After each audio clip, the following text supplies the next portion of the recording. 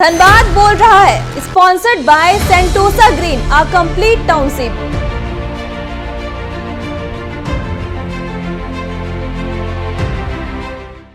खुली किताबों के पन्ने उलटते रहते हैं, हवा चले ना चले दिन पलटते रहते हैं। जी हाँ, आज हम आपको झारखंड के धनबाद में स्थित एशिया की सबसे बड़ी श्रमिक कॉलोनी भूली का एरियल व्यू दिखा रहे हैं। आज हम आपको भूली की कहानी भूली की जुबानी ही सुनाएंगे, तो सुनिए भूली के उतार चढ़ाव की कहानी। मैं एशिया की सबसे बड़ी श्रमिक कॉलोनी भूली हूँ। मेरा जन्म 1949 में हुआ।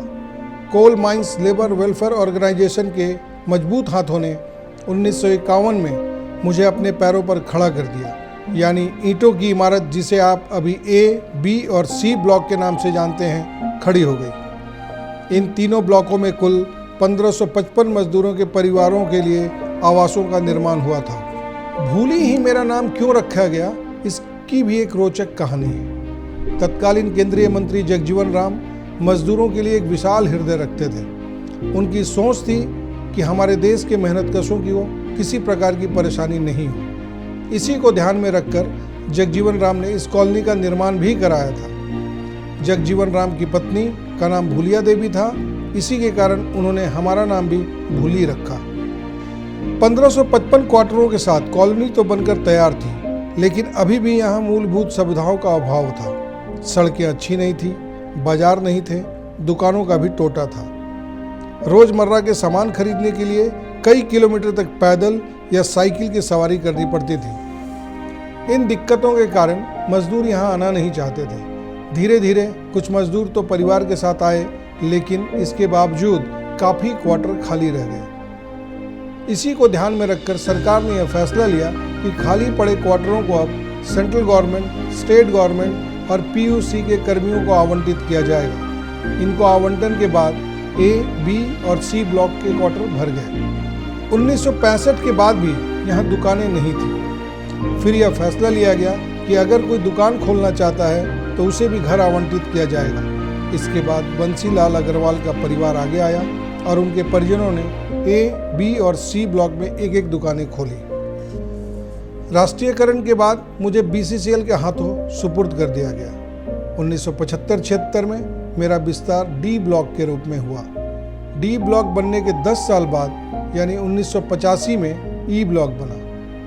1985 तक मैं 36 वर्ष की हो चुकी थी। कॉलोनी के लोग अच्छे थे, किसी से किसी का विवाद नहीं था। अगर कभी विवाद हुआ भी तो आपस में समाज के प्रबुद्ध लोग ही सुलझा देते थे। हाँ, शिक्षा के क्षेत्र में कमी जरूर थी। स्कूल के नाम पर बी ब्लॉक में एक मिडिल स्कूल ही था।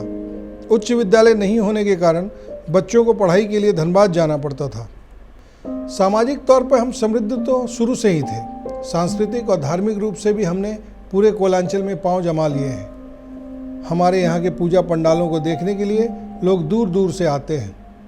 आज 2020 है और मैं 71 वर्ष की हो गई। जब मेरा जन्म हुआ था तो लोग हमें जंगल में बताते थे, यानी शहर से कोसों दूर। अब स्थिति यह है कि मैं शहर के बीचों बीच हो गई हूँ। नगर निगम क्षेत्र कहलाती हूँ। वार्ड नंबर 14, 15 और 16 मेरे में समाहित है। आज हमारे बगल से 8 लेन की सड़क भी गुजरने के लिए लगभग तैयार है। डीसी कार्यालय और कोर्ट कैंपस भी अब हमारे करीब ही आने वाले हैं। कहने को तो मुझे हर सुविधाएं दी जा रही हैं, पर वास्तव में आज मेरा दोहन हो रहा है। आज मैं बीसीसीएल के अधीन हूँ या माफियाओं के, मुझे पता नहीं चलता है। जिसको मौका मिला सभी ने मेरा दोहन किया, चाहे वो राजनेता हों या अफसर। मजदूरों के क्वार्टरों पर कब्जा करके बाहर के लोगों को भाड़े पर लगाया जा रहा है। पानी के लिए गगनचुंबी टावरों का तो निर्माण हो गया। मैं रोज ऐसे टावरों को निहारती भी हूँ, पर पानी माफिया हर दिन खुद हमारी ज़मीन में बोरिंग कर पानी की सप्लाई कर रहे हैं। मजदूरों से अनाप शनाप पैसा वसूल किया जा रहा है। हालात ऐसे हो गए हैं कि मजदूर जर्जर क्वार्टरों में रहने को मजबूर हैं। दबंग लोग अतिक्रमण कर अपनी मर्जी से विस्तार कर रहे हैं। मजदूरों के नाम करोड़ों का बिजली बिल भी बकाया हो गया है। बीसीसीएल प्रबंधन ने भी हाथ खड़े कर दिए हैं। भूली के रीजनल अस्पताल की भी हालत बद से बदतर हो गई है। यहाँ की सुविधाओं में भी कटौती की जा रही है। अब इस श्रमिक कॉलोनी में मजदूर से ज़्यादा बाहरी लोग रहने लगे हैं। अब तो हमारी कॉलोनी में अच्छे प्राइवेट स्कूलों के साथ साथ मिडिल और उच्च विद्यालय भी खुल गए हैं, पर मेरी बुनियाद जिस उद्देश्य के साथ रखी गई थी वो काम अभी नहीं हो पा रहा है। लेकिन मैं तो हर वक्त मजदूरों के साथ थी और रहूंगी। मजदूरों की ज़िंदगी रोशन करने के लिए तो मैं ये सब सह रही हूँ। अंत में बस इतना ही, दर्द से हाथ ना मिलाते तो और क्या करते, गम के आंसू ना बहाते तो और क्या करते। मजदूरों ने मांगी थी हमसे रोशनी की दुआ, हम खुद को ना जलाते तो और क्या करते।